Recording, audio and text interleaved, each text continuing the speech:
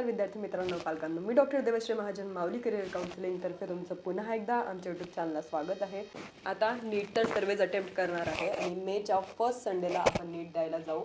तेव्हा आपल्याला जे मार्क्स भेटतील ते एक्सेप्ट राहतील. पण आपल्याला सर्वात महत्त्वाची गोष्ट म्हणजे काय की मार्क्स भेटून फायदा नाही आहे, नंतर काउन्सिलिंगमध्ये आपल्याला कसं पडायचं आहे आणि MBBS जर आपल्याला करायचं आहे तर काय आपले स्टेप्स पुढे राहिले पाहिजे, आपण कुठले पाऊल उचलले पाहिजे, हे आपल्यासाठी महत्त्वाचं आहे.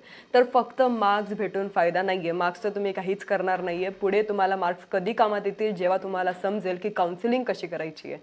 फक्त 500-550 मिळून तुम्हाला कोणतं असं वाईट कॉलेज किंवा खालचं कॉलेज किंवा दुसरी डिग्री घ्यायची नाही आहे. आपल्याला जर करायचं आहे MBBS तर आपल्याला माहिती पाहिजे की कोणते कोणते स्टेप्स आहे की आपल्याला MBBS भेटू शकतं. कमी मार्क्समध्ये पण, जास्त मार्क्समध्ये पण, कमी बजेट असेल तरी, जास्त बजेट असेल तरी. तर असे खूप सारे त्याचे वेज आहे काउन्सिलिंग थ्रू की आपण प्रॉपर विथ रजिस्ट्रेशन MBBSची सीट भेटू शकते आपल्याला आणि आपण MBBSची सीट जी ती घेऊ शकतो. आपल्याला आता महत्त्वाचं आहे की संधीचं सोनं कसं करायचं आहे. आता MBBS जर आपल्याला पाहिजे तर MBBSसाठी आपल्याला महत्त्वाचे 2 गोष्टी असतात रजिस्ट्रेशनमध्ये. तर ते 2 गोष्टी कोणते असतात, तर एक रजिस्ट्रेशन राहतं आपलं ऑल इंडिया कोटाचं आणि दुसरं राहतं स्टेट कोटाचं. आता हे जे ऑल इंडिया कोटाचं रजिस्ट्रेशन आहे हे म्हणजे पूर्ण ऑल ओव्हर इंडिया आपल्याला रजिस्ट्रेशन करावं लागतं MCC वेबसाईट थ्रू. एक MCC नावाची वेबसाईट राहते, तिथं आपल्याला हे रजिस्ट्रेशन करावं लागतं. आणि स्टेट कोटामध्ये आपल्याला CET सेलला, महाराष्ट्राच्या विद्यार्थ्यांना CET सेलला ही जी रजिस्ट्रेशन आहे ते करावं लागतं. आता खूप विद्यार्थी असे जे वेगवेगळ्या स्टेट्समध्ये रजिस्ट्रेशन करतात जर त्यांचे मार्क्स कमी असले तर, किंवा त्यांचं बजेट त्यांना कमी पाहिजे तर असे कोणते स्टेट्स आहेत जिथं आपण रजिस्ट्रेशन करू शकतो MBBSसाठी, तर एक MP आहे, दुसरं कर्नाटक आहे, तिसरं गुजरात आहे. हे आपल्याला सर्वात सोयीस्कर स्टेट्स आपल्याला म्हटले जातात आणि आपण तिथं ॲडमिशन घेऊ शकतो इझिली, अफोर्डेबल फीजमध्ये. फिजिबल आपली ही फीज जी आहे ती राहते. पण आता जर तुमचे मार्क्स चांगले आहे, एकदम तुम्हाला चांगलं कॉलेज पाहिजे, एम्स पाहिजे, जिपमर पाहिजे किंवा कोणते सेंट्रल युनिव्हर्सिटीज पाहिजे, जसं DU युनिव्हर्सिटीसाठी आपल्याला जर अप्लाय करायचं आहे तर आपल्याला ऑल इंडिया कोटा थ्रू जावं लागतं. BHU युनिव्हर्सिटी किंवा एम्स किंवा जिपमरसाठी जर आपल्याला अप्लाय करायचं आहे तर आपल्याला ऑल इंडिया कोटा थ्रूच अप्लाय करावं लागतं. नंतर स्टेट कोटामध्ये आपल्याला थोडे कमी मार्क्स राहिले चालतील, म्हणजे थोडे मीडियम रेंजमध्ये मार्क्स राहिले चालतील, तर आपल्याला एक चांगलं गव्हर्नमेंट कॉलेज इथं स्टेट कोटामध्ये भेटू शकतं आणि आपण एका चांगल्या गव्हर्नमेंट कॉलेजमधून, टॉप गव्हर्नमेंट कॉलेजमधून महाराष्ट्रातल्या ॲडमिशन घेऊ शकतो आणि तिथून आपण MBBS कंप्लीट करू शकतो. आता ऑल इंडिया कोटामध्ये अजून 2 स्टेप्स राहतात. एक म्हणजे गव्हर्नमेंट किंवा डीम्ड. ऑल इंडिया कोटामध्ये जर तुम्हाला चांगले मार्क्स आहे आणि उत्तम मार्क्स आहे तर तुम्हाला गव्हर्नमेंट 15% अप्लाय करायचं आहे. जर तुम्हाला कमी मार्क्स आहे आणि तुम्हाला डीममध्ये जायचं आहे तर तुम्हाला डीममध्ये अप्लाय करावं लागेल. पण एक गोष्ट लक्षात ठेवा, डीममध्ये जर तुम्ही अप्लाय करत आहात तर तुम्हाला बजेट खूप जास्त हाय जाईल तुमचं. तर तुम्हाला तेवढी तयारी ठेवावं लागेल मनाची की आपल्याला इथे एवढी फीज भरायची आहे. तर अराउंड 1 CRच्या अराउंड तुमचं जे डीमचं बजेट आहे ऑल इंडिया कोटाचं ते जात असतं. जसं की तुम्ही धरून चला की तुम्हाला जर DY पाटीलमध्ये MBBS करायचं, सुमनदीप पण आपल्यासाठी एक चांगला ऑप्शन आहे. तर तिथं जर तुम्हाला MBBS करायचं असेल किंवा भारतीय विद्यापीठमध्ये करायचं असेल तर तुम्हाला डीममध्ये ऑल इंडिया कोटा थ्रू जावं लागतं आणि तिथूनच आपली ॲडमिशन जी आहे ती होत असते. फक्त 1 CRच्या अराउंड तुम्ही बजेट धरून चला की तुम्हाला लागेल. तुमचे मार्क्स कमी राहिले चालतील, अराउंड 250, 300, 350पर्यंत मार्क्स राहिले चालतील, तुम्हाला डीम कॉलेज आरामात भेटून जाईल. नंतर आहे आपलं स्टेट कोटा. स्टेट कोटामध्ये आता डोमेसाईल जर तुमच्याकडे असेल महाराष्ट्राचं तर तुम्हाला गव्हर्नमेंटमध्ये अप्लाय करता येईल. स्टेट कोटामध्ये तुम्हाला 85% सीट्स भेटेल. आता हे मी इथं पर्सेंटेज जे लिहिले हे मी तुम्हाला थोडं शेवटी समजवते.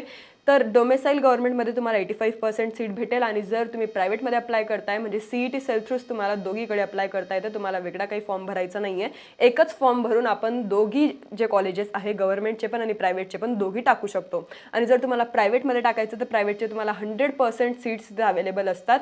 प्रायव्हेटलाच आपण काय म्हणतो, सेमी गव्हर्नमेंट म्हणतो. जर तुम्ही कोणत्या कॅटेगरीला बिलॉंग करताय, जर तुमच्याकडे कोणतं रिझर्वेशन आहे तर तुम्हाला तिथले जे फीजमध्ये रिझर्वेशन असेल किंवा फीजमध्ये जी काही स्कॉलरशिप असेल ती तुम्हाला प्रायव्हेटमध्ये भेटते आणि म्हणूनच आपण त्याला म्हणतो सेमी गव्हर्नमेंट. सेमी गव्हर्नमेंट हे वेगळं काही नसतं, प्रायव्हेटलाच आपण सेमी गव्हर्नमेंट म्हणतो. जेव्हा आपल्याला तिथे रिझर्वेशन भेटतं, जनरलवाल्यांना कोणताच क्रायटेरिया तिथे लागू होत नाही, म्हणजे तुम्हाला फीजमध्ये कोणती स्कॉलरशिप तिथे भेटत नाही अंटिल अँड अनलेस तुम्ही कोणत्या तरी टर्म्स अँड कंडिशन्समध्ये अप्लाय करत असणार तर.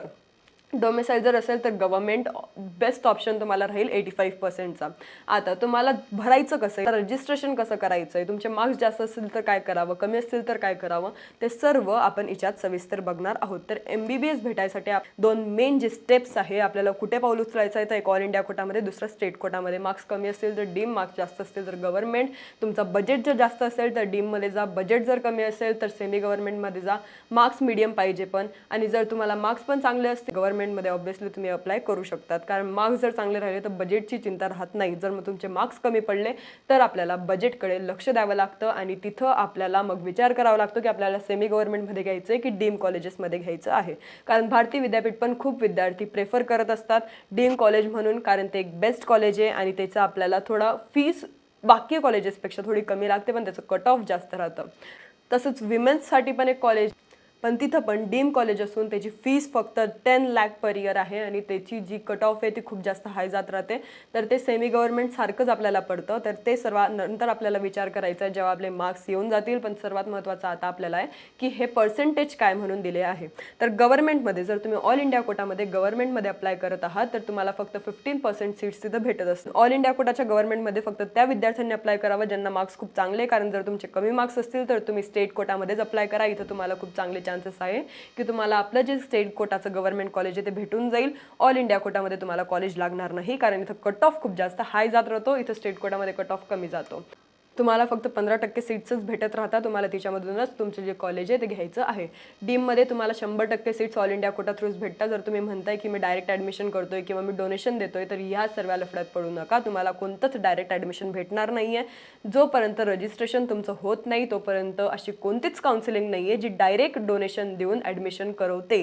तुम्हाला सर्व जे ते काउन्सिलिंग थ्रूच करायचं आहे. सर्व तुम्हाला CET सेल, MCC, AACCC या सर्व वेबसाईट्स थ्रूच करायचं आहे. तर कोणाच्या लफड्यात पडू नका, उगाच कोणाला देऊन वाया घालू नका. आपल्याला नंतर समजतं की अरे आपण 10 किंवा 15 लाख सहज घालवले. कधी समजतं आपल्याला? जेव्हा आपली ॲडमिशन होऊन जाते, जेव्हा आपला पहिला वर्ष निघून जातो, जेव्हा आपण बाकी विद्यार्थ्यांसोबत बोलतो, तेव्हा आपल्याला समजतं की आपण उगाच कोणत्या तरी एजंटला किंवा काउन्सिलरला 10 लाख रुपये दिले फक्त डीममध्ये ॲडमिशन करून द्यायचे. तर ॲडमिशनची चिंता करू नका. तुमची फक्त फीजमध्येच, जे की आमची खूप कमी फीज आहे, खूपच कमी फीज आहे, तिच्यामध्ये तुमचा नंबर डीम कॉलेजला लागून जाईल. MBBSला आरामात सर्व कॉलेजला आपण प्रेफर करू, सर्व कॉलेजला तुमचा नंबर लागेल. तुम्हाला तेवढीच फीस डीमसाठी पण द्यायची आहे, काहीच जास्त डोनेशन वगैरे द्यायचं नाही आहे. एवढं लक्षात ठेवा. स्टेट कोटामध्ये जर तुम्हाला पाहिजे तर तुम्हाला 85% जे सीट्स आहे ते तुम्हाला भेटत असतात. जर तुमच्याकडे महाराष्ट्राचं डोमेसाईल असेल तर गव्हर्नमेंट कॉलेज तुम्हाला भेटेल. 85% सीट आपल्या हातात राहतात, म्हणून आपल्याला जास्त चान्सेस राहतात की आपल्याला हे जे कॉलेज आहे गव्हर्नमेंट कॉलेज ते भेटेल. प्रायव्हेटमध्ये 100% कॉलेजेस आपल्याला फक्त CET सेल वेबसाईट थ्रूच भेटत असतात. दुसऱ्या कोणत्या वेबसाईटने प्रायव्हेट कॉलेज भेटत नाही, ज्याला आपण सेमी गव्हर्नमेंट म्हणतो, म्हणजे ज्याच्यामध्ये स्कॉलरशिप अप्लाय होते. तर यामध्ये जर तुम्हाला अजून काही शंका असेल तर ते पण तुम्ही मला विचारू शकतात. हे आपण ओव्हरव्ह्यू घेतलं की आपल्याला MBBS कॉलेज कसं भेटेल, कारण हा मोठा प्रश्न सर्व पालकांच्या मनात होता की आम्हाला MBBS पाहिजे, तर MBBS भेटेल कसं काउन्सिलिंगमध्ये? डायरेक्ट ॲडमिशन होत असते का? तर नाही. मी स्ट्रेट फॉरवर्ड उत्तर देते की नाही, ॲडमिशन डायरेक्ट होत नसते. सर्व जे ते काउन्सिलिंग थ्रू होत असतं. जर तुम्हाला आमची काउन्सिलिंग पाहिजे असेल नीट 2026साठी, त्याच्या काउन्सिलिंगसाठी, आमच्या पेड काउन्सिलिंगसाठी तुम्ही नक्की व्हॉट्सअपला, जो की खाली पण डिस्प्ले होतोय पण मी परत एकदा सांगून देते, इट्स 9421514580 या नंबरला तुम्हाला फक्त एक मेसेज करायचा आहे व्हॉट्सअपला. आणि जर तुम्हाला आमच्याशी कॉन्टॅक्ट करायचं आहे तर कॉन्टॅक्टसाठी पण मी एक नंबर देऊन देते, म्हणजे तुम्ही आमच्याशी कॉलवर बोलू शकतात. जर तुम्हाला काही अडचण असेल रजिस्ट्रेशनबद्दल किंवा नीटबद्दल तर ते पण तुम्ही आम्हाला विचारू शकतात. नंतर जर तुम्हाला वाटलं की तुम्हाला आमच्याशी बोलायचं आहे, तुम्ही तुमचे जर मार्क्स काढले की एवढे एवढे मार्क्स आमचे येत आहे, तर तुम्ही लगेच आम्हाला कॉन्टॅक्ट करा.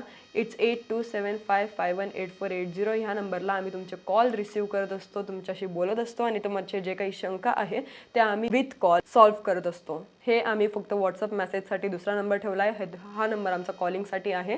आणि जर तुम्ही रजिस्ट्रेशन घेतलं तर तुम्हाला अजून दुसरा नंबर भेटेल, जो की प्रायव्हेट नंबर असतो. तर सर्वांना आम्ही शेअर करत नाही, फक्त ज्यांनी पेड काउन्सिलिंग घेतली आहे त्यांच्याचकडे तो नंबर असतो. म्हणजे तुम्ही कधी पण कॉल करू शकतात, कधी पण मेसेज करू शकतात. 1 to 1 काउन्सिलिंग आमची होत असते. ग्रुपमध्ये आम्ही मुलांना ॲड करत नाही, इंडिव्हिज्युअली कॉन्टॅक्ट करतो. जे काही डाऊट्स आहे ते इंडिव्हिज्युअली सॉल्व्ह करतो. फक्त ग्रुपवर आम्ही मेसेज टाकत नाही, सर्वांना इंडिव्हिज्युअली मेसेज टाकत असतो. आणि जर तुम्हाला फ्री ऑफ कॉस्ट ग्रुप जर जॉईन करायचं असेल तर त्याची पण लिंक मी डिस्क्रिप्शनमध्ये, कमेंट सेक्शनमध्ये ॲड केलेली आहे. तिथून तुम्ही जॉईन करू शकता. तिथं सर्व जे इन्फॉर्मेशन आहे ते सर्व फ्रीमध्ये आम्ही शेअर करतो तुम्हाला. आणि प्लीज कोणता काउन्सिलर जर जॉईन करत असेल तर प्लीज नका करू, कारण नंतर हे जे काउन्सिलर आहे हे त्या ग्रुपमधून स्टुडंट्सला मेसेज करत असतात, अननोईंगली अनोनिमसली त्यांना मेसेज जातात आणि मग ते काही प्रश्न असतात ते आम्हाला विचारले जातात. तरी मी तुम्हाला परत एकदा सांगते की जर असा कोणी व्यक्ती तुम्हाला मेसेज करत असेल काउन्सिलिंग रिलेटेड तर त्यांना बिलकुल रिप्लाय करू नका. समोरून कोणत्याच काउन्सिलरचा मेसेज येत नसतो. ज्याचं नाव झालेलं आहे, जो वेल नोन काउन्सिलर आहे, त्याचा कधीच समोरून तुम्हाला मेसेज येणार नाही, तुम्हीच त्याला मेसेज करत असतात, एवढं लक्षात ठेवा. आणि जर तुम्हाला काउन्सिलिंग खरंच नीड असेल काउन्सिलिंगची तर नक्की मेसेज करा. आमच्याकडे खूप लिमिटेड सीट्स असतात आणि उगाच दुसरीकडे डोनेशन देऊ नका. ही मी गोष्ट तुम्हाला परत म्हणून याच्यामुळे सांगते कारण मला खूप एक्सपिरियन्स आतापर्यंत आलेले आहे. खूप मुलं असे आहेत जे नंतर आमच्याकडे येतात आणि आम्हाला सांगतात की माझे 10 लाख रुपये मी या माणसाला दिले, परत कसे घ्यावे. परत घ्यायचा काही चान्स राहत नाही. बाकी जर तुम्हाला काही पण शंका असली तुम्ही नक्की कमेंट सेक्शनमध्ये विचारू शकतात. तुम्ही आम्हाला कॉल करू शकतात. पेड काउन्सिलिंग रिलेटेड जर काही डाऊट्स असेल तर मेसेज करू शकतात. धन्यवाद.